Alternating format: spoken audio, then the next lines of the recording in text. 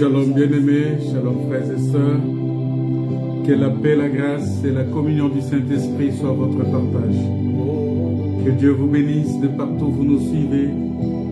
Que Dieu vous comble vraiment de sa grâce parce qu'il est merveilleux. Il est notre Dieu, il est notre Père. Prions le Seigneur.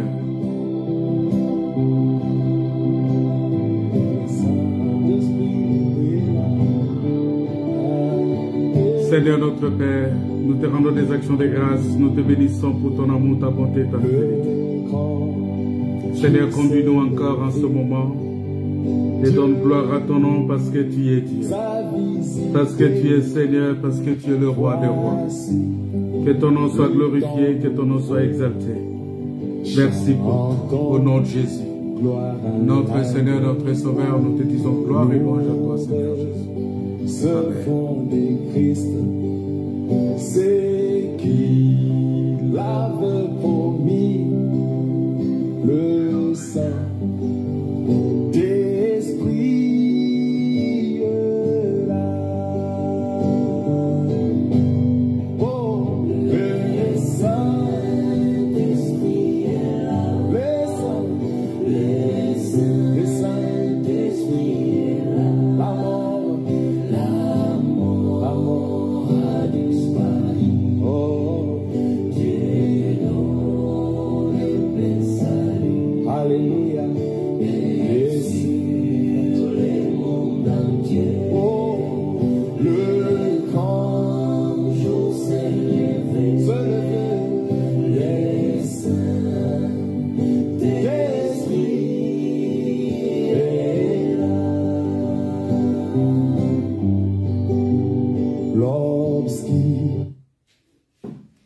Alléluia. Alléluia. Dieu nous a visités.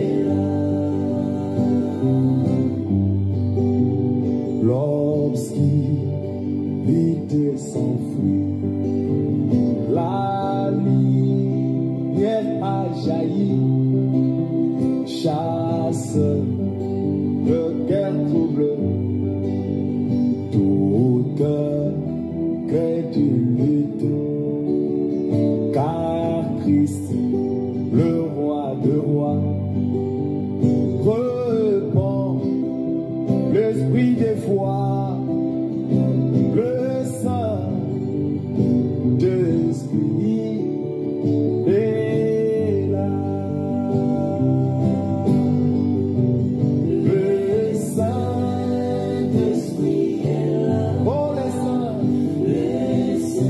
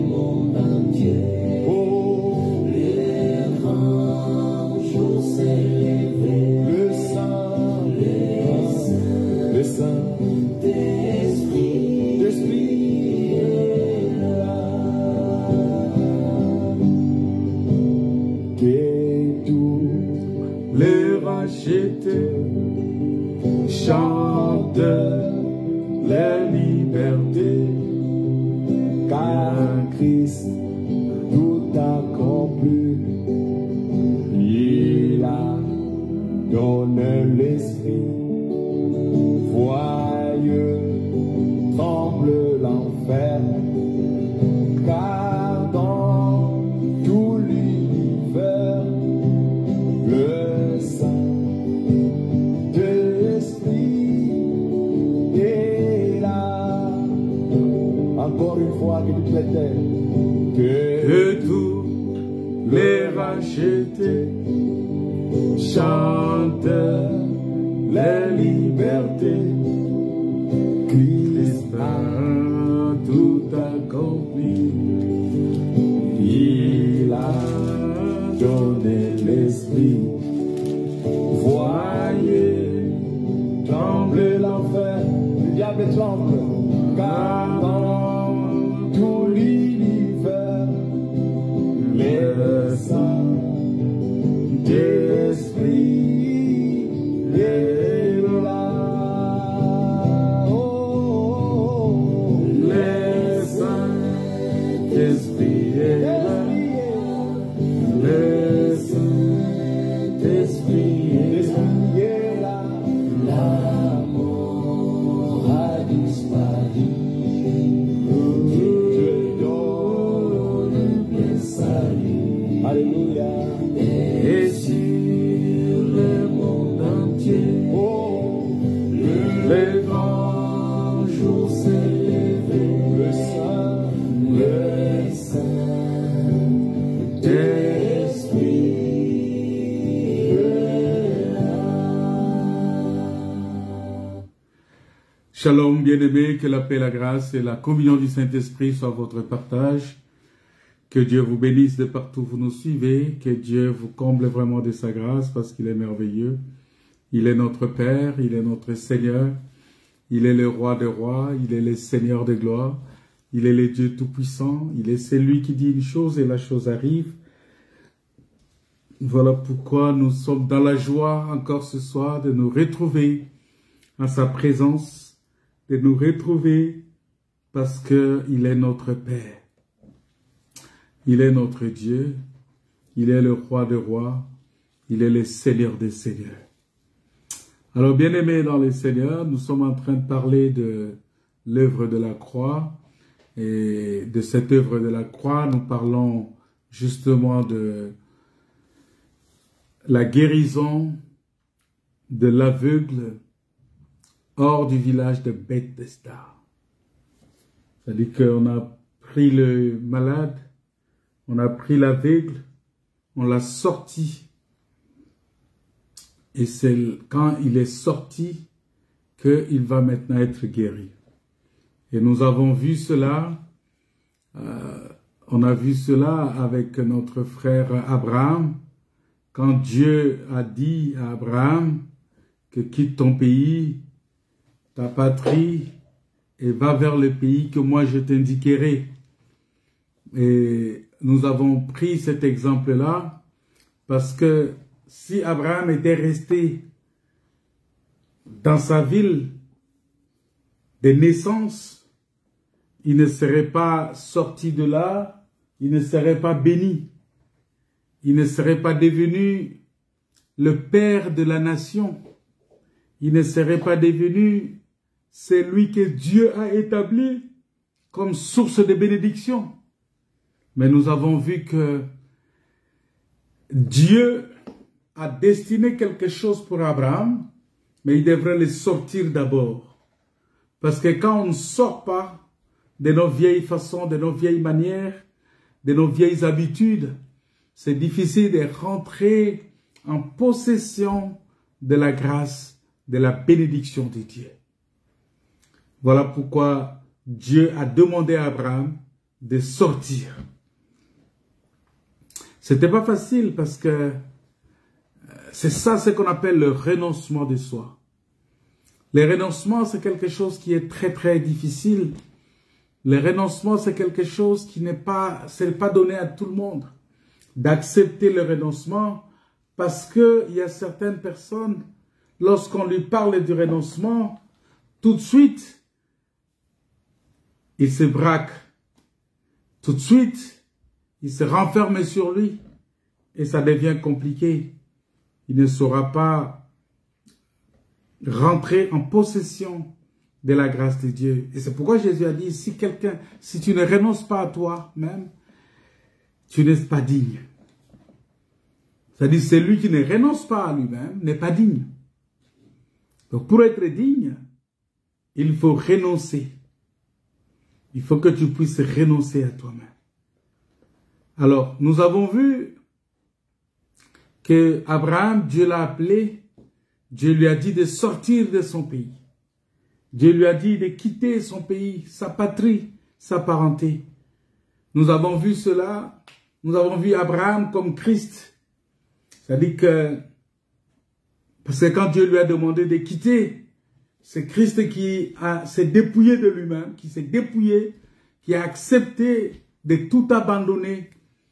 Christ là comme l'époux, comme la Bible dit, l'homme quittera son père et sa mère et s'attachera à sa femme. Donc Abraham a accompli la parole de Dieu qui a été donnée à Adam. Parce que Adam devrait s'attacher à sa femme pour que les deux deviennent une seule chair. Voilà pourquoi lorsque la femme d'Adam a mangé le fruit, Adam n'a fait qu'assumer. Adam n'a pas dit, non, c'est pas moi. Il a dit, la femme que tu m'as donnée, j'ai mangé. Voyez, parce qu'il ne pouvait pas refuser ce que la femme lui dit, lui donne. Parce que et lui et la femme, ils étaient une même chair. Ils étaient devenus un. Devant Dieu, pendant que la chair mange, voilà pourquoi nous disons que le péché que la chair commet a de l'influence sur l'esprit de l'homme, sur l'âme de l'homme. Vous voyez, ça dit que Ève commet le péché, mais l'influence vient sur Adam. Adam aussi, lui, il rentre automatiquement dans ce péché-là parce que la Bible dit quelque part que la chair, le sang et l'esprit, vous voyez, les trois sont un. Les trois sont un. Vous voyez, et c'est là où, je comprends bien, c'est là où les gens qui enseignent la Trinité, ils ont puisé leur enseignement de la Trinité. Les 301. Quand on parle de 301 ici, c'est-à-dire on ne peut pas tu ne peux pas les mettre distinctement. Parce que quand on sort mon esprit de moi, les gens ne verront pas mon esprit. Mon esprit, c'est le souffle qui sort de ma bouche là. Vous voyez? Comment tu peux saisir ce souffle-là? C'est-à-dire moi et mon esprit, nous sommes un. C'est ça la divinité. Et donc, nous voyons que Abraham devrait quitter son pays. Et nous avons dit que c'est Abraham-là, c'est Christ, crucifié sur la croix. C'est Christ qui a accepté de porter la souffrance dans son corps. C'est Christ qui a accepté de porter la malédiction. C'est Christ qui a accepté de devenir intercesseur, d'intercéder en notre faveur. C'est ce Christ-là. Et ce Christ-là, c'est ça Abraham qui devrait quitter. Son père, sa mère, il devrait quitter ses parents, il devrait quitter sa patrie, il devrait aller vers là où le Seigneur va lui indiquer. Et ça, ce n'est pas facile. Ce n'est pas donné à tout le monde. Aujourd'hui, nous sommes tellement attachés aux choses de ce monde, nous sommes tellement attachés au bien de ce monde, que nous avons des difficultés justement pour nous en séparer. On n'est pas capable de se séparer de ces choses, de quitter ces choses pour suivre le Seigneur.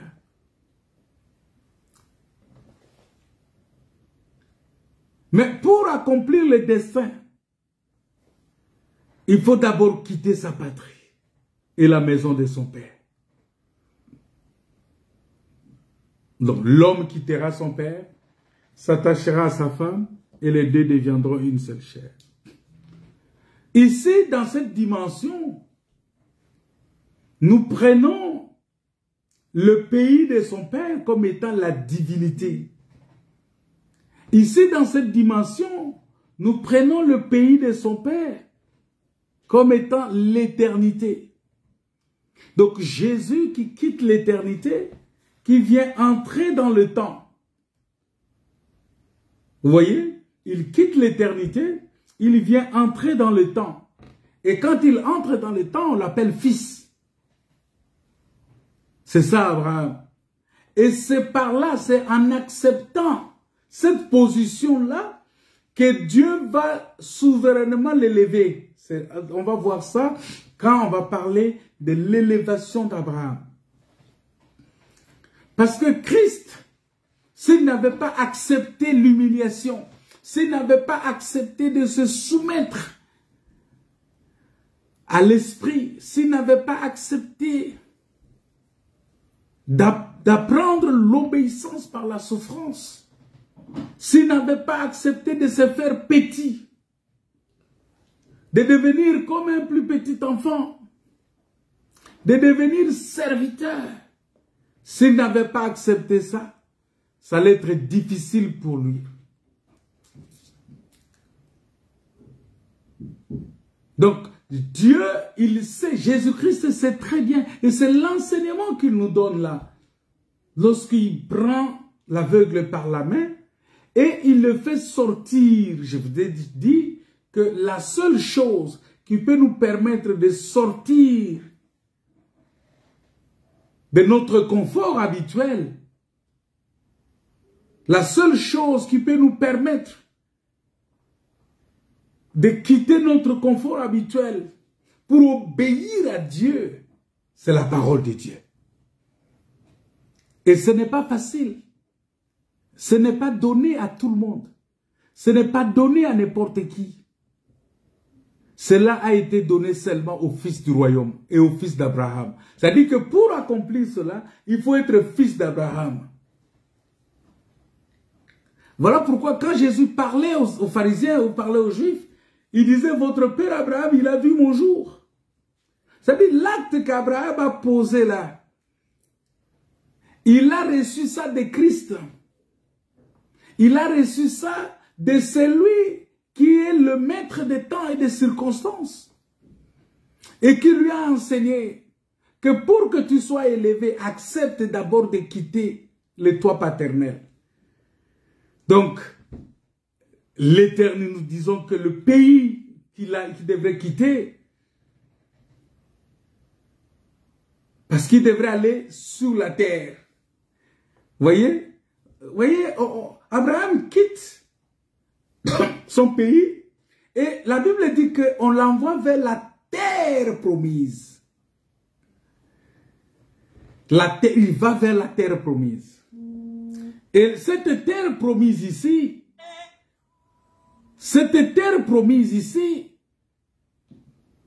je vais vous dire que la terre promise ici, c'est Marie. C'est Marie qui est cette terre promise-là. C'est Marie qui est cette terre promise que Dieu, vers qui Dieu a envoyé Abraham, en fait, envoyé son fils. Mais nous voyons encore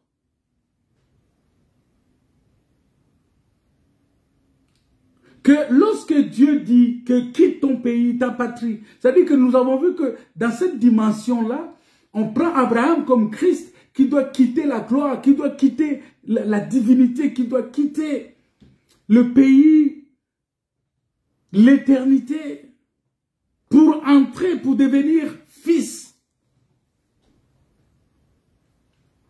C'est-à-dire que le fils sort du père. Il devient fils.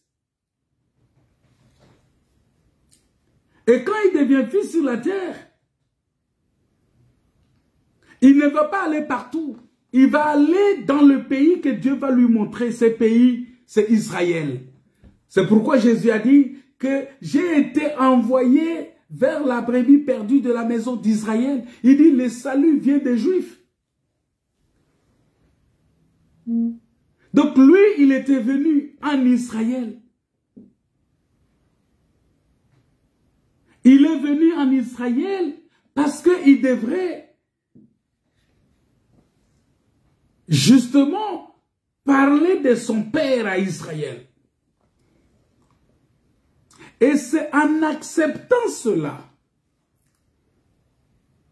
que Dieu va souverainement l'élever. Que le Seigneur va l'élever et il va entrer dans la gloire. Ça, c'est une dimension.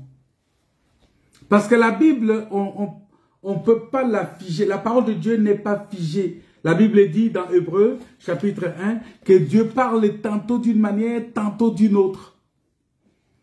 Parce que dans toutes les Écritures, avant de donner une interprétation quelconque, il faut d'abord rechercher la place de Christ dans cette Écriture-là. Il faut que Christ trouve d'abord sa place. Quand Christ trouve sa place, après on va chercher Israël dans cette Écriture, après on va chercher l'Église, c'est tout. Ce sont les trois personnages qu'on doit chercher dans la parole de Dieu. C'est-à-dire, on cherche Dieu, Christ, dans une écriture. Après Christ, on cherche Israël. Après Israël, on cherche l'Église, on cherche les nations. Mais les nations aussi, de quelle est sortie l'Église. Parce que l'Église, il est la fusion de nations et Israël. Vous voyez? C'est ça le principe même de base pour expliquer la Bible. C'est-à-dire que quand tu prends une écriture, tu te poses la question, cette écriture s'adresse à qui? Ça s'adresse d'abord à Christ, il faut ressortir Christ, après il faut ressortir Israël, après il faut ressortir les nations. Et la somme de tout cela, on va voir seulement Christ et l'Église. La Bible, c'est ça. Christ et l'Église. Dieu et son peuple. Et donc, nous voyons que dans ce texte de Genèse chapitre 12 qu'on a lu, ce Genèse chapitre 12 prend d'abord Abraham comme Christ, qui a quitté le toit paternel, qui a quitté la maison de son père, qui a quitté l'éternité. Et Dieu l'a envoyé vers la terre promise. Cette terre promise, j'ai dit que c'est Israël. Mais lorsque nous revenons dans la doctrine, lorsque nous parlons maintenant en ce qui concerne la vie éternelle, parce qu'il y a quelque chose que nous devons comprendre, je l'ai expliqué ce matin aux frères et sœurs qui étaient avec nous dans la prière. Je leur ai dit que, écoutez, lorsque Dieu parle, il faut bien comprendre la parole de Dieu, mais j'expliquerai ça peut-être une autre fois, que lorsqu'on parle du salut, le salut n'est pas individuel. Le salut est envoyé à tout un peuple ou à une maison ou à un foyer, une famille. Voilà pourquoi vous allez voir, Jésus dit à l'autre, le salut est entré dans cette maison. Il va parler du salut, hein, il va dire, ben écoutez, lorsqu'il vient pour le salut, pour sauver, il vient d'abord pour Noé, mais il dit à Noé, fais entrer ta famille. Lorsqu'il vient chez Rahab, il fait entrer la famille de Rahab. Mais la vie éternelle est individuelle. Alors, si tu es théologien, tu vas te perdre ici. Ici, il faut avoir le Saint-Esprit pour comprendre que la vie éternelle, elle est individuelle. Pourquoi? Parce que l'Écriture dit que c'est lui qui croira. C'est celui-là seulement qui sera sauvé. C'est-à-dire, si tu crois, tu es sauvé. Si tu ne crois pas, tu ne seras pas sauvé. Mais lorsque Dieu vient pour donner le salut, il vient donner le salut à tout un peuple, à une famille, à une maison. Je vais expliquer ça plus tard. Tous ceux qui veulent comprendre la profondeur de cela, on va expliquer ça dans toute la profondeur. Mais maintenant, lorsque Dieu vient, il nous appelle à partir d'un lieu où nous étions, dans une maison paternelle. La maison paternelle dans laquelle nous nous trouvons, c'est d'abord ce que nous appelons les vaines manières héritées des parents. C'est-à-dire notre vieille façon de voir les choses, notre vieille façon de nous conduire, notre vieille façon de nous comporter. Et donc, il nous sort de là et il dit,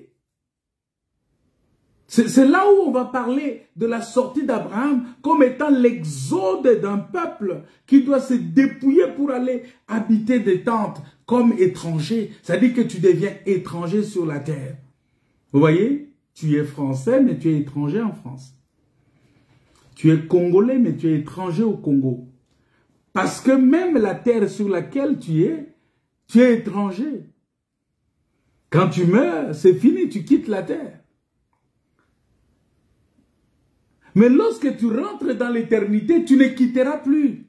C'est là la différence. C'est-à-dire que quand nous quittons la terre, nous rentrons dans l'éternité. À l'éternité, on est éternel là-bas. C'est-à-dire qu'on ne va pas quitter. Mais ici, nous sommes dans un temps. Le temps, c'est quoi? On est né et on doit mourir. On est venu dans ce monde. Ah, l'enfant est venu dans ce monde. Vous voyez, à la naissance, on dit toujours ça. Il est venu dans ce monde. Après, quand tu meurs, on dit, ah, mais il est reparti. Il est parti. Ah, il n'est plus de ce monde. Vous voyez? On va dire qu'il n'est plus de ce monde. Il est parti. Ça veut dire tout simplement que quand on vient dans ce monde, on est juste là pour un temps. Le temps que tu es né et le temps que tu meurs. C'est-à-dire, c'est ton temps que tu vas... C'est pourquoi j'ai dit toujours, des fois j'ai dit à ma femme, j'ai dit, écoute, il n'y a pas de vie en brouillon. C'est-à-dire, on ne va pas vivre un peu et puis après on va vivre encore un peu. Non, c'est-à-dire que tout ce que nous vivons là, on vit.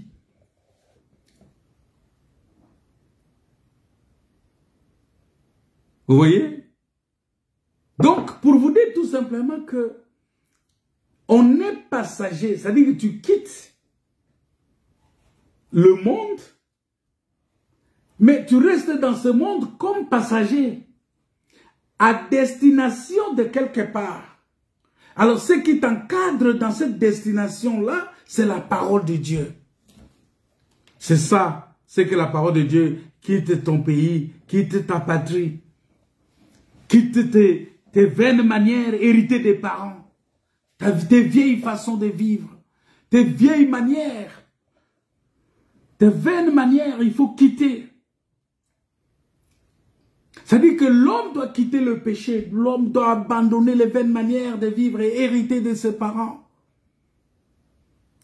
L'homme doit quitter. C'est-à-dire que nous voyons que ici, tu dois quitter le monde. Tu dois quitter le péché. Tu dois quitter les mauvaises compagnies. Tu dois quitter les mauvaises choses. Tu dois quitter tout ce qui est contraire à la parole de Dieu. Tu dois quitter. Tu dois quitter. Tu dois quitter le mensonge. Tu dois quitter les œuvres de la chair. Et là, tu vas vivre maintenant comme un étranger. Tu vas vivre sous les tentes. Tu n'auras plus une maison permanente. Parce que la Bible dit que sur cette terre, nous n'avons pas une cité permanente. Nous n'avons pas de maison permanente ici sur la terre. C'est-à-dire que tu vas vivre seulement sous les tentes. À un moment, tu peux plier la tente, tu te déplaces. Ça dit que tel que nous sommes là, la manière dont nous promenons avec la maison, tu es là, tu quittes ici, tu vas là-bas. Parce que la mort peut te trouver partout. La mort peut te trouver partout. Et là où ça te trouve, ah ben tu quittes là. Tu abandonnes tout là, tu pars. Et c'est ça, ce que nous devons comprendre. Parce que souvent nous ne comprenons pas. Partout, ça peut t'attraper, ça peut arriver. Ça arrive là et puis c'est fini. Voilà pourquoi, bien-aimés dans le Seigneur, il est important pour nous de comprendre ces choses. Et donc, quand tu quittes,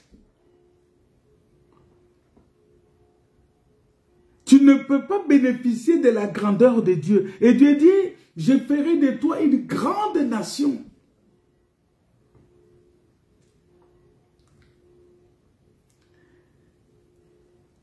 Je ferai de toi une grande nation.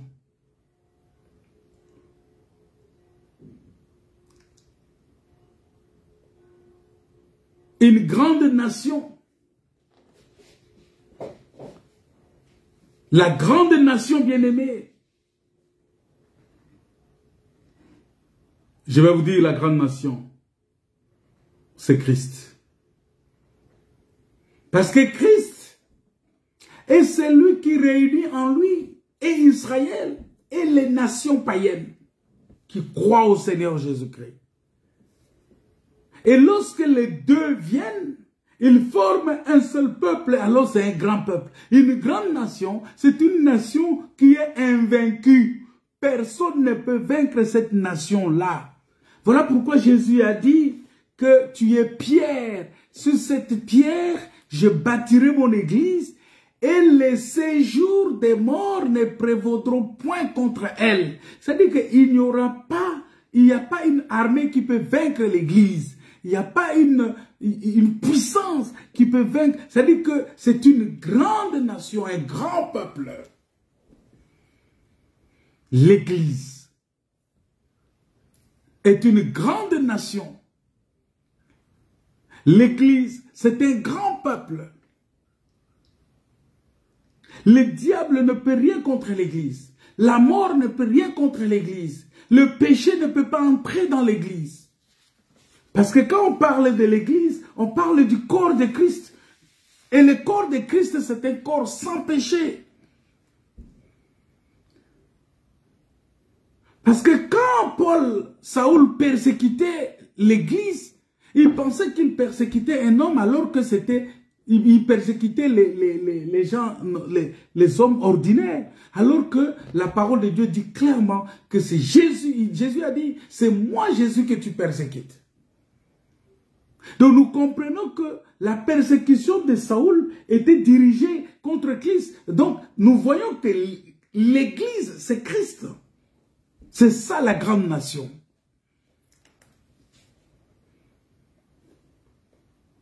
C'est ça la grande nation. Cette nation-là,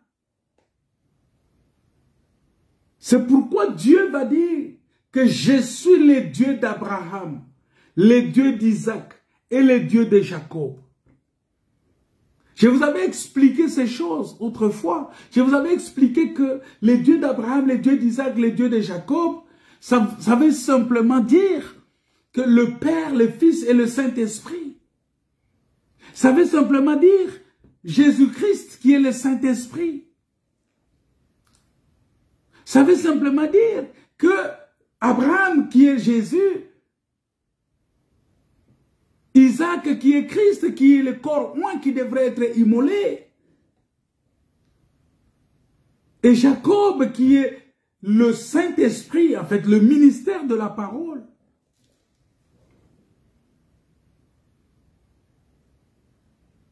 Ici nous comprenons que c'est ça la plénitude de la divinité. La grande nation, c'est là où habite la plénitude de la divinité. C'est ça la grande nation.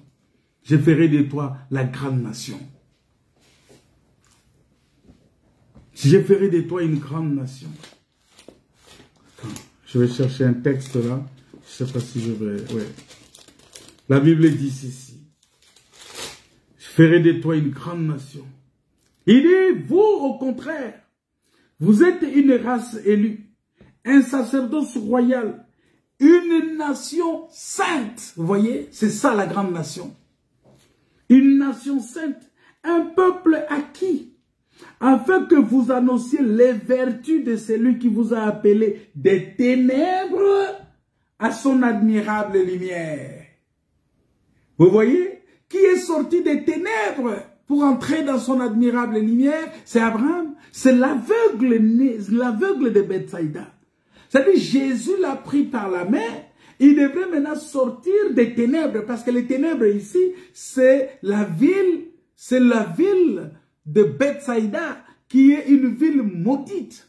C'est ce village-là maudit de Bethsaïda. C'est un village d'idolâtrie. Donc, le fait de les sortir, c'est-à-dire qu'on l'a sorti, justement, des royaumes des ténèbres pour l'amener dans l'admirable lumière. C'est cet aveugle-là. Et c'est lui qui va devenir une grande nation. Cet aveugle-là, il va être une grande nation. C'est ça l'Église. Parce que dans cet aveugle-là, nous voyons une portion d'Israël comme étant un peuple qui est tombé dans l'aveuglement. Mais nous voyons aussi les nations qui étaient dans les ténèbres, qui étaient sans Christ. Ce sont aussi des aveugles. Mais lorsqu'on les a sortis de ce système, Jésus les a sortis là-bas et a formé une grande nation par ces deux peuples-là. Donc des deux, il a fait un. Une nation sainte. Parce que la grande nation, c'est la nation qui est sainte. C'est la nation qui est sans péché. C'est la nation qui est invaincue. C'est la nation qui est toujours dans la victoire. Et Jésus-Christ a donné le pouvoir, a donné la victoire à l'Église. Est-ce que tu réalises cela? Que toi, tel que tu es là, Dieu t'a donné la victoire, Dieu t'a donné le pouvoir, Dieu t'a donné la vie éternelle, Dieu t'a donné tous les moyens nécessaires de marcher sur les scorpions, sur les puissances des ténèbres, sur tout ce que l'ennemi est en train d'entreprendre. Toi, tu es plus que vainqueur. J'aimerais que tu réalises cela. Que tu comprennes que tu es une grande nation. Que tu es une grande nation. Que tu es une grande nation. Je ne vais pas parler de beaucoup de choses là, parce qu'il y a beaucoup d'enseignements à tirer là-dedans. Mais il vient, il dit que je te bénirai. Parce que là, je suis dans je suis dans Genèse chapitre 12. Je suis dans Genèse chapitre 12 là. Il dit, je te bénirai. Jésus dit, Dieu dit, je te bénirai. Oui, je te bénirai. Il dit, je te bénirai. Parce que quand il a sorti, il a fait de lui une grande nation. Parce que Abraham, à lui seul, il avait deux types de peuples. Il avait le peuple céleste et il avait le peuple terrestre. Dieu lui a dit, regarde dans les cieux. Ce sera ta postérité, comme les étoiles du ciel. Il l'amène encore sur la terre, il dit, regarde, ça sera aussi ta postérité, comme les sables de la mer. C'est-à-dire, Abraham avait ces deux peuples-là, le ciel et la terre, réunis à Abraham. Donc, nous comprenons ici qu'Abraham, c'est lui le dessein de Dieu, c'est lui le plan de Dieu, c'est lui la profondeur de la grâce de Dieu, Abraham. Abraham est cette grâce-là de Dieu. Abraham est cette profondeur-là de Dieu. Abraham est cette puissance-là de Dieu. En lui, ces deux peuples se retrouvent. Alors Dieu dit, je te bénirai.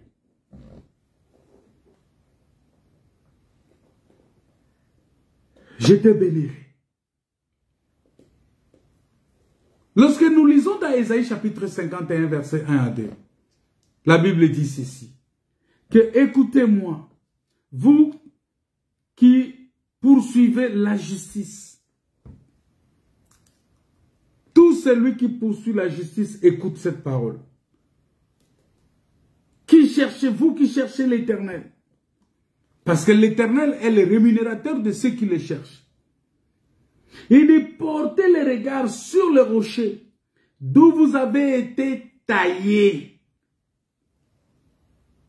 Donc nous avons été taillés du rocher. Ah, à ce moment-là, nous comprenons que lorsque Moïse est allé tailler la pierre pour que Dieu écrive sur cela, les pierres là que Moïse a taillées de rocher, c'est nous.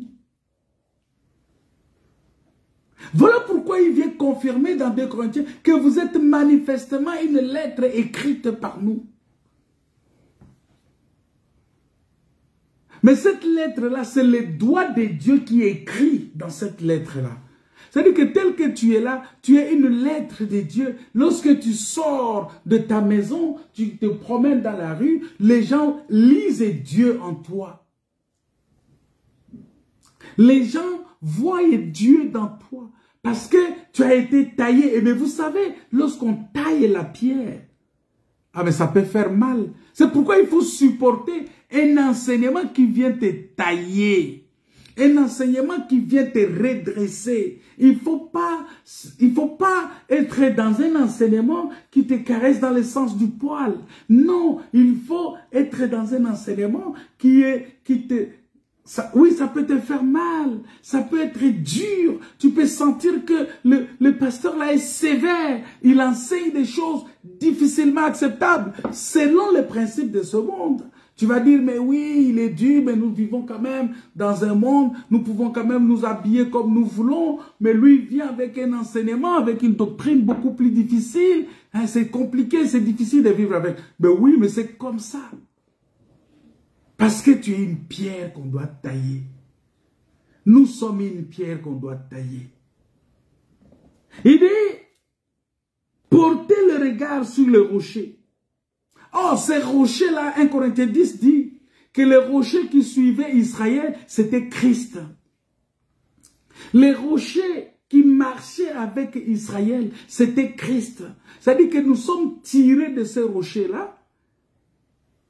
Nous venons de Christ et nous faisons membre du corps de Christ. Voilà pourquoi, pour être bien ajusté dans le corps de Christ, il faut qu'on soit taillé. Pour qu'on devienne une pierre polie. En fait que lorsqu'on pose cela, ça puisse s'ajuster correctement. Que ça ne crée pas l'embouteillage dans le corps. Nous évitons l'embouteillage dans le corps de Christ. Que chacun se mette à sa place. Que chacun fasse ce que Dieu lui a dit de faire. Pas faire ce que lui-même veut faire, mais faire ce que Dieu lui dit de faire. Et si nous respectons ces principes-là, il n'y aura pas de problème dans l'église. Mais il dit, portez les regards sur Abraham, votre père, et sur Sarah qui vous a enfanté. Donc notre père, c'est Abraham, et c'est Abraham qui a mis la sémence dans Sarah, et Sarah nous a enfantés. Vous voyez, le fils de la promesse que Dieu avait, la promesse que Dieu avait faite à Abraham là, c'est nous. Voilà pourquoi aujourd'hui Dieu nous demande une seule chose, d'offrir nos corps comme un sacrifice vivant, agréable à Dieu. C'est-à-dire, nous sommes les Isaac d'Abraham. Il y a beaucoup de pasteurs qui disent, ah, donne ton Isaac, ils pensent directement à l'argent, ils pensent directement au bien de ce monde. Mais non, le véritable Isaac qui doit être offert à Dieu, c'est ton corps. Offre-le comme un sacrifice vivant, agréable à Dieu. Il dit, portez les regards sur Abraham, votre père, et sur Sarah qui vous a enfanté. Car lui seul, je l'ai appelé. C'est-à-dire que la seule personne que Dieu a appelée, c'est Abraham. Je l'ai béni et je l'ai multiplié. C'est-à-dire, Dieu a appelé Abraham, Dieu a béni Abraham et Dieu a multiplié Abraham. Dieu a appelé Abraham, Dieu l'a béni et Dieu l'a multiplié. Donc aujourd'hui, nous sommes des Abraham. Nous sommes les fils d'Abraham. Nous sommes la manifestation d'Abraham. Voilà pourquoi quand on vient chez toi, on doit trouver la foi d'Abraham. On doit trouver la foi d'Abraham en nous. On doit trouver l'esprit de sacrifice. On doit trouver l'obéissance. Parce qu'Abraham était obéissant. La Bible dit que Abraham, cela lui fit imputer en justice. Abraham crut en Dieu et cela lui fit imputer en justice. C'est lui, Abraham, c'est le seul que Dieu a appelé. C'est le seul. C'est le seul que Dieu a appelé.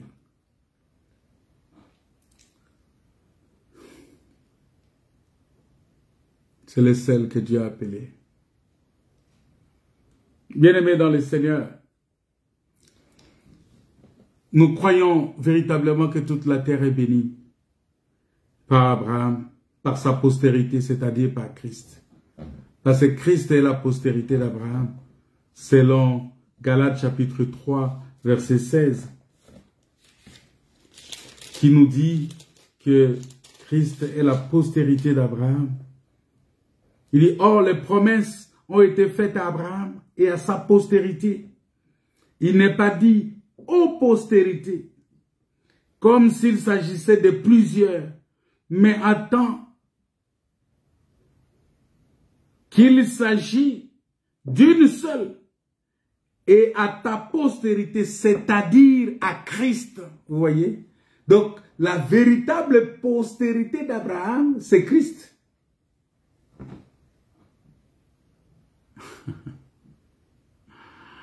Aïe, aïe, aïe. Toute la terre est bénie par la postérité d'Abraham. Et quand on parle de la postérité, c'est pourquoi je vous avais dit que d'Abraham est sorti Christ. Christ, c'est l'Église. Christ, c'est le corps qui rassemble et l'Israël et les nations qui ont cru au Seigneur Jésus-Christ.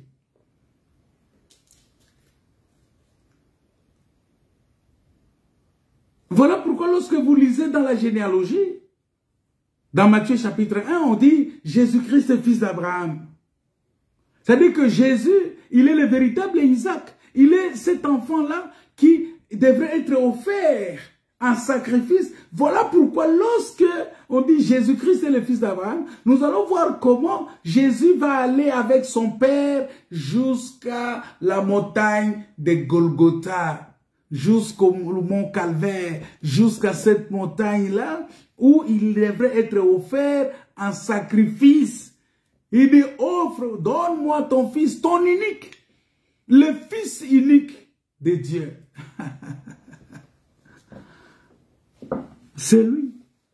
Parce que c'est lui le véritable fils d'Abraham. Lisez Matthieu chapitre 1.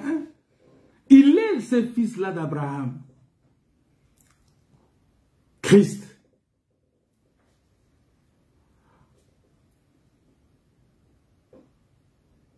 Et c'est ça, la bénédiction.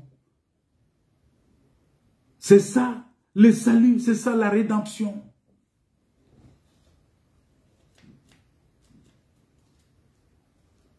Mais, écoutez, on dit il est le fils d'Abraham, il est le fils de David.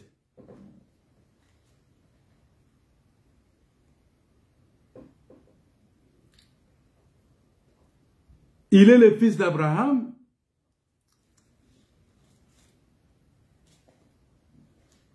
C'est le sacrifice, c'est-à-dire c'est le souverain sacrificateur.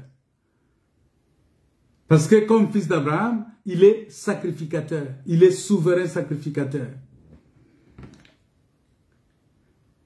Et vous voyez, de la sacrificature, on voit le mot sacrifice.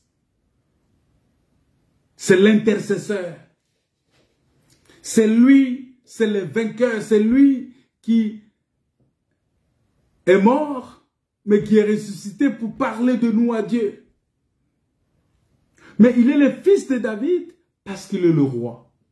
Il reviendra comme roi. C'est ce que Matthieu dit de la généalogie de Jésus-Christ. Jésus-Christ, fils d'Abraham, fils de David. Souvent, c'est compliqué. Quand vous lisez la parole de Dieu, vous voyez beaucoup de généalogies. Vous vous dites, mais tous ces noms-là, ça sert à quoi? Non, mais ces noms-là servent à quelque chose. Pour le Saint-Esprit, les noms qu'on a cités là, même quand on rentre dedans, à l'intérieur de la généalogie de Jésus, vous allez voir qu'on a parlé de 5 femmes. Et ces 5 femmes-là, ce sont des femmes de mauvaise vie qui ont suivi Dieu. Pour vous dire tout simplement que Jésus est le fruit de la grâce. Pour vous dire tout simplement que Jésus, il est la grâce de Dieu. Il est la manifestation de la grâce de Dieu. Voilà pourquoi dans Matthieu, on dit généalogie de Jésus-Christ, fils de David, fils d'Abraham. Quand on dit fils de David, ça veut dire que c'est le roi, mais qui a quitté son trône, il devient fils d'Abraham. Fils d'Abraham, c'est parce qu'il est sacrifice. Il est le sacrificateur. C'est lui qui est l'agneau de Dieu qui est venu ôter les péchés du monde. C'est ça, ça veut dire qu'on parle ici du rachat. On parle de celui qui est venu avec la rédemption. On parle de celui qui est venu pour sauver. On parle de celui qui est venu démontrer l'amour du Père. C'est-à-dire qui est venu donner sa vie pour nous.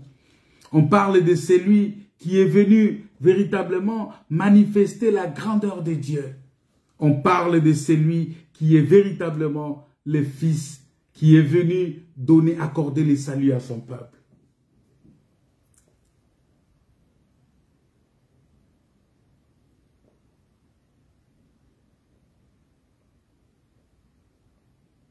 Vous voyez? Il dit, je ferai de toi une grande nation. Je te bénirai. Mais il ne s'est pas arrêté là-bas. Il a dit, je rendrai ton nom grand. Vous voyez, ça veut dire qu'ici, il continue. Cet aveugle-là, son nom va devenir grand. Je rendrai ton nom grand. Et si cette écriture parle de Christ, ça parle de Christ selon Philippiens chapitre 2, versets 7 à 11, qui dit ceci. Attends, je vais vous lire ça.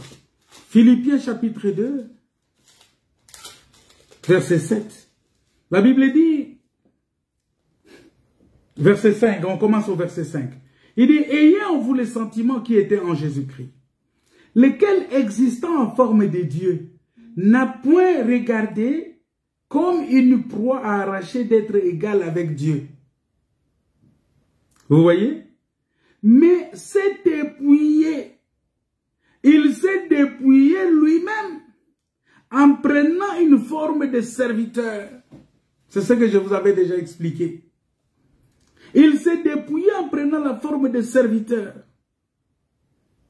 Et en devenant semblable aux hommes. Et ayant paru comme un simple homme. Il a paru comme un simple homme. Comme un charpentier. Menuisier comme... on dit, mais c'est lui, c'est pas le fils du charpentier là. C'est pas lui le charpentier. Ah, c'est pas lui... Personne ne pouvait le comprendre. Il a paru comme un simple homme. Il s'est humilié lui-même, se rendant obéissant jusqu'à la mort, même jusqu'à la mort de la croix. Et c'est pourquoi aussi Dieu l'a souverainement élevé et lui a donné le nom qui est au-dessus de tout nom. Je rendrai ton nom grand. Afin qu'au nom de Jésus-Christ, tout genou fléchisse dans les cieux, sur la terre et sous la terre. Je rendrai ton nom grand. Ça veut dire c'est pour que son nom devienne grand, pour que dans les cieux, s'il y a des êtres là-bas, que ces êtres-là s'agenouillent devant lui. Sur la terre, que les gens puissent s'agenouiller devant lui. Sous la terre, que les gens puissent s'agenouiller devant lui. Je rendrai ton nom grand. C'est-à-dire, quand Dieu parlait à Abraham, les gens pouvaient voir Abraham comme un simple homme.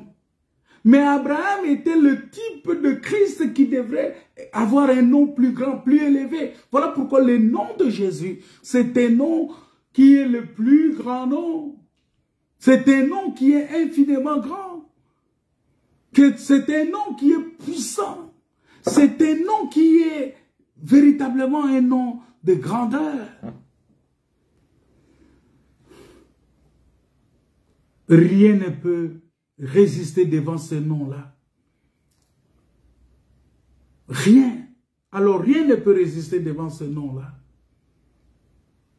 Rien ne peut résister devant ce nom-là. C'est un nom puissant. C'est un nom grand. Dieu a dit que je rendrai ton nom grand.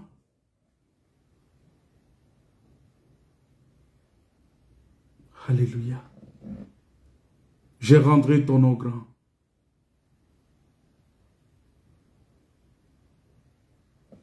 Je rendrai ton nom grand.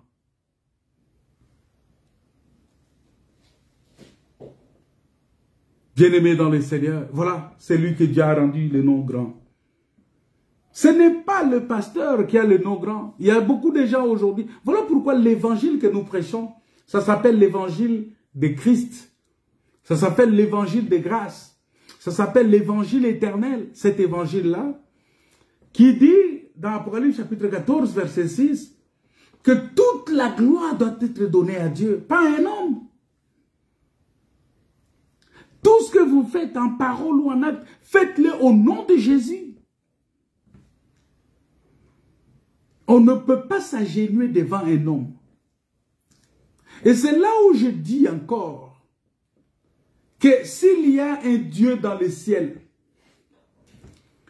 s'il y a un autre Dieu, oh Dieu le Père, Dieu ceci, tout ça, dans le ciel, tout genou fléchit devant Jésus-Christ. C'est là où nous comprenons qu'à part Jésus, il n'y a pas un autre Dieu. Il est le seul et le véritable. Comme 1 Jean 5, verset 20 nous dit qu'il est le seul et le véritable Dieu. C'est lui qui est le Dieu véritable et la vie éternelle. Parce que nous savons que le Fils de Dieu est venu, qui nous a donné l'intelligence pour connaître le véritable. Il est venu nous donner l'intelligence pour connaître le véritable. Et nous sommes dans ce Dieu véritable-là. Et ce Dieu-là, c'est Jésus-Christ. Voilà pourquoi, souverainement élevé, dans le ciel, tout genou fléchit devant lui. Ça dit quoi? Ça dit que dans le ciel, à part Jésus-Christ, il n'y a que des anges. Et ces anges-là doivent s'agenouiller devant lui. Sur la terre, il n'y a pas un autre Dieu. Il n'y a que nous, il n'y a que Jésus-Christ. Et nous, les hommes. Et tous les humains ici doivent s'agenouiller devant Jésus-Christ. Pas devant les pasteurs. Moi, je vois souvent un pasteur qui vient entrer dans l'église.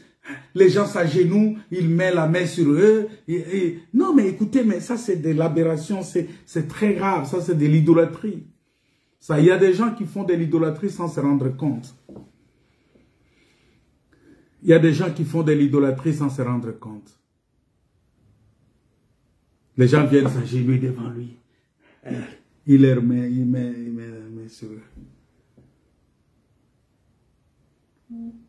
Jésus a dit, tu n'adoreras que le Seigneur ton Dieu. Parce que c'est prosterner, c'est un acte d'adoration. C'est prosterner. Si vous lisez la parole de Dieu, vous allez voir que certains anges ont même refusé que les gens puissent se prosterner devant eux. Parce qu'ils savent pertinemment que tout genou doit fléchir devant Jésus-Christ.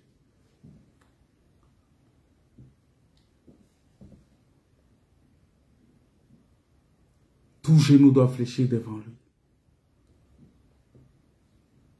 Lui, le souverain sacrificateur. Lui, notre Melchisedec.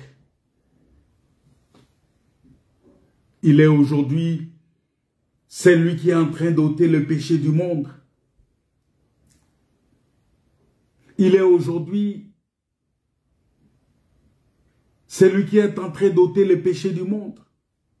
Il est aujourd'hui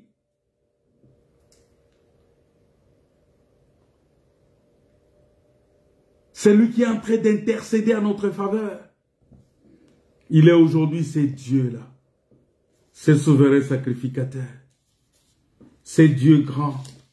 C'est Dieu redoutable. C'est lui, Jésus-Christ de Nazareth.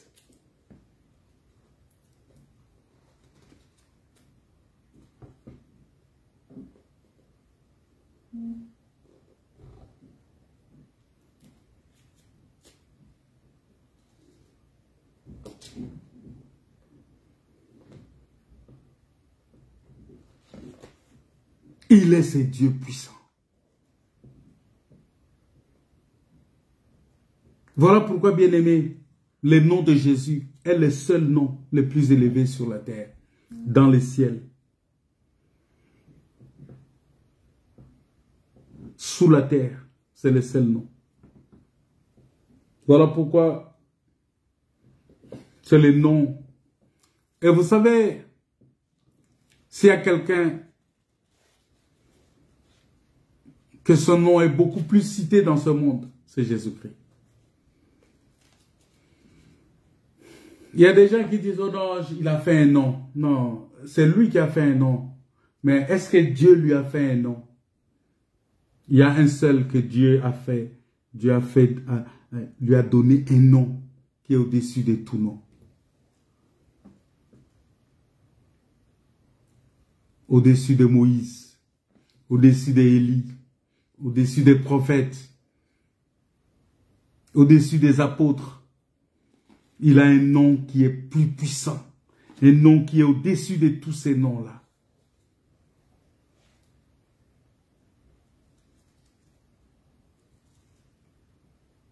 Il est important pour nous parce que nous savons que c'est dans ces noms que nous chassons les démons. C'est dans ces noms-là que nous imposons les mains aux malades et les malades sont guéris. C'est dans ce nom-là que nous avons le pouvoir de faire toutes choses dans ces noms-là. Oh, Jésus s'est honoré ces noms-là. Quand ce nom-là est cité, les démons tremblent. Parce que les démons connaissent ces noms-là. Les démons connaissent ces noms-là. Parce qu'ils savent qu'il y a un seul nom qui est au-dessus de tout nom. Parce que quand on parle des cieux, dans les lieux célestes, il y a aussi les mauvais esprits qui doivent fléchir leurs genoux devant ce nom-là, Jésus. Tous les esprits méchants qui sont dans les lieux célestes doivent fléchir aussi leurs genoux devant ce nom-là. Voilà pourquoi quand il y a un problème, bien-aimé, quand tu as une situation aussi difficile et compliquée, crie seulement au nom de Jésus. Appelle seulement ce nom-là. La Bible dit, quiconque invoquera le nom du Seigneur Jésus sera sauvé. Quiconque invoquera le nom du Seigneur Jésus sera sauvé.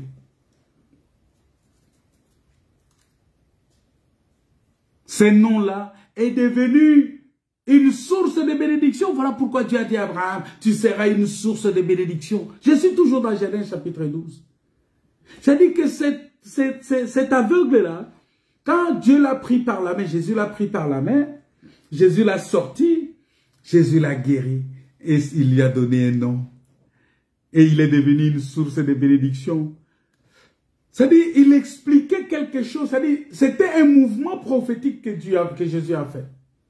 C'était justement un mouvement prophétique. Jésus était en train de montrer comment ça s'est passé avec lui, justement. Pour qu'il soit élevé. Pour qu'il rentre dans sa maison. Qui est la maison paternelle. Pour qu'il retourne dans sa maison. Parce qu'il ne va plus retourner dans le monde. C'est-à-dire qu'il ne pourra plus être né 2 fois. On n'attend plus que Jésus soit né 2 fois. Non, il est né 1 fois pour toutes. Il est mort 1 fois pour toutes. Et quand il reviendra, il ne reviendra pas de la même manière qu'il était venu avant. Il reviendra comme le roi de gloire. Et tout œil le verra. Même ceux qui l'ont percé, ils l'adoreront. Ils diront, voyez la prophétie que eux-mêmes ont prononcée, que son sang retombe sur nous. Cette prophétie-là va s'accomplir ces jours-là. Ils vont dire que ton sang retombe sur nous. Ils vont incliner leur tête devant lui. Ils vont verser des larmes devant lui. Ils vont pleurer devant lui. Ils vont l'adorer. Parce que Jésus, il mérite l'adoration et la gloire. Bien-aimés dans le Seigneur, il est important. Ah, mais nous sommes les fils de la grâce parce que connaître ces noms-là, parce que la vie éternelle, c'est ça, connaître les noms que Dieu a donnés, les noms qui est au-dessus de tout nom. Si tu connais seulement ces noms-là, tu as la vie éternelle. C'est ce que Jean 17, verset 3 nous dit. Abraham est devenu une source de bénédiction par sa postérité. Lui qui était seul, qui a été béni, mais il est devenu une source de bénédiction. C'est lui, Abraham, notre source. Abraham qui avait toute la promesse, toute la prophétie, qui devrait s'accomplir en Jésus-Christ. Parce que toute la prophétie que Dieu a donnée, depuis Abraham, Isaac, Jacob, Israël, toutes ces prophéties-là se sont accomplies en Jésus-Christ. Parce que c'est la véritable personne qui devrait avoir un nom beaucoup plus grand.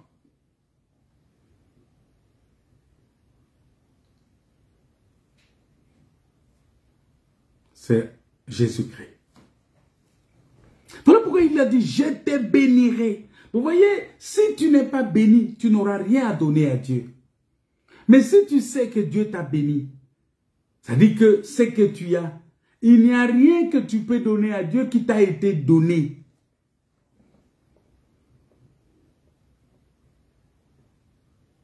Il n'y a rien. Parce que pour donner quelque chose à Dieu, il faut que tu comprennes que toi-même tu as été béni par ces dieux-là.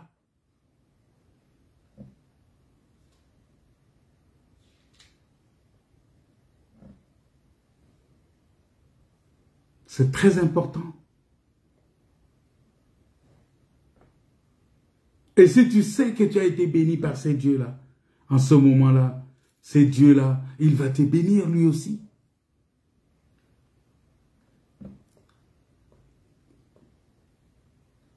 Il va te bénir lui aussi. Parce que nous devons être une source de joie et de bénédiction. Comme le dit Ésaïe chapitre 58, versets 7 à 11, il dit ceci, « Partage ton pain avec celui qui a faim, et fais entrer dans ta maison les malheureux sans asile. Si tu vois un homme nu, couvre-le, et ne te détourne pas de ton semblable. Alors ta lumière poindra comme l'aurore, et ta guérison germera promptement. Ta justice marchera devant toi, et la gloire de l'Éternel t'accompagnera. Alors tu appelleras, et l'Éternel répondra. Tu crieras, et il dira, me voici. Si tu éloignes du milieu de toi les joues, les gestes menaçants et les discours injurieux, si tu donnes ta propre substance à celui qui a faim. Si tu rassasies l'âme indigente,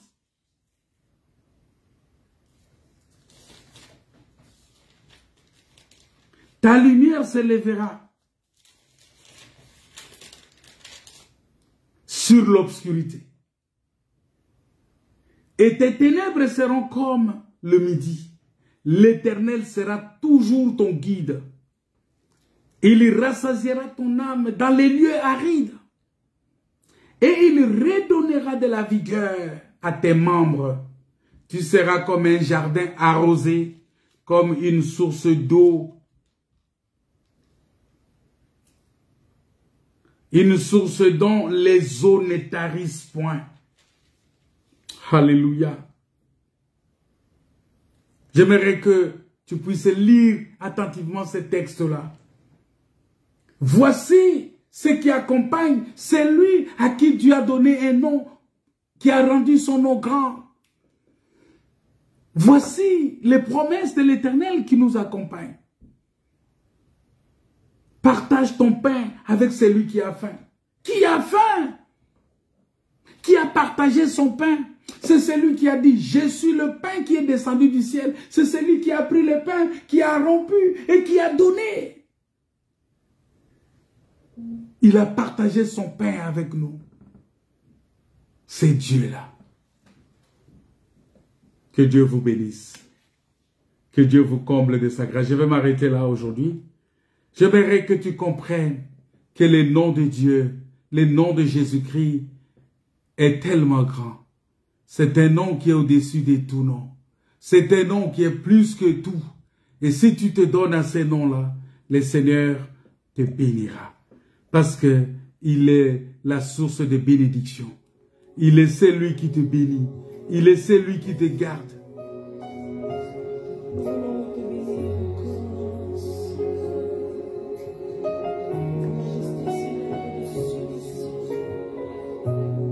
Bien-aimés dans le Seigneur,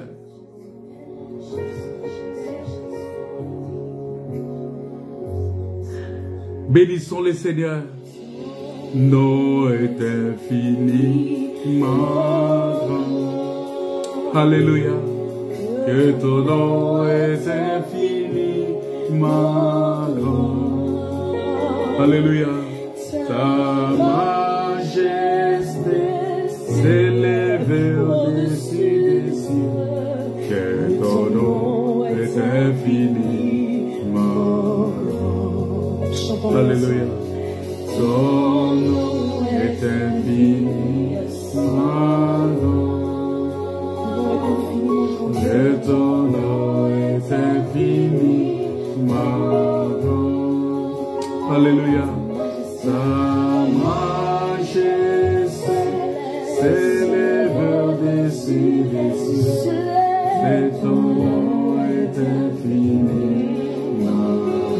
Nous voulons le déclarer encore haut et fort. Ton nom est infiniment grand.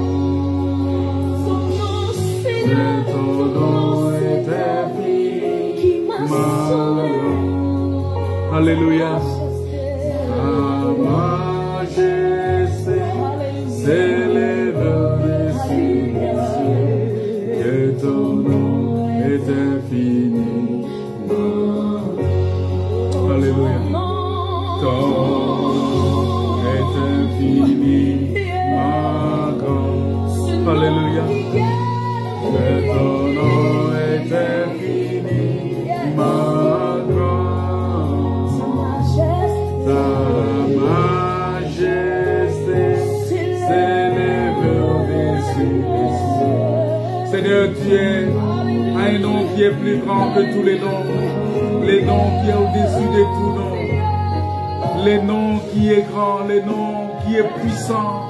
Les noms par lesquels nous sommes sauvés, par lesquels nous sommes guéris. Les noms qui nous donnent la guérison, la délivrance, la bénédiction. Ce nom de Jésus. Ce nom qui est au-dessus de tout nom, dans les ciels, sur la terre, sous la terre. Oh Dieu Tout-Puissant, au nom de Jésus, nous proclamons la guérison, la délivrance, la bénédiction dans la vie des enfants de Dieu. Au nom de Jésus, nous proclamons le salut de Dieu pour toutes ces familles qui ont écouté cette parole. Oh Dieu, qui accepte cette parole. Au nom de Jésus, que tout ce qui doit être fait, Seigneur, en parole ou en acte, soit fait au nom de Jésus pour le salut de ton peuple. Manifeste ta puissance et ta gloire. Que ton nom soit glorifié. Que ton nom soit béni. Au nom de Jésus. Au nom de Jésus.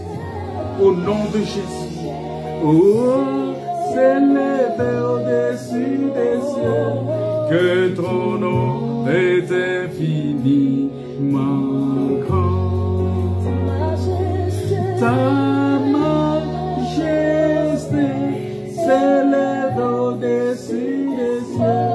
Que ton nom est infiniment grand. Sois guéri maintenant au nom de Jésus. Reçois la paix dans ta famille. Reçois la paix dans ton lieu de travail. Reçois la paix de Dieu. Reçois la puissance de Dieu. Au nom de Jésus, que la paix, la grâce et la communion du Saint-Esprit soient le partage de tout un chacun. Au nom de Jésus. Alléluia. Bien-aimés dans le Seigneur, soyez bénis. Soyez bénis au nom de Jésus. Et n'oubliez pas que nous allons encore nous retrouver dimanche à 14 h pour écouter la parole de Dieu. Nous allons nous retrouver encore à 14 h pour écouter la grâce et la puissance de Dieu. Que Dieu vous bénisse. Que Dieu vous comble de sa grâce.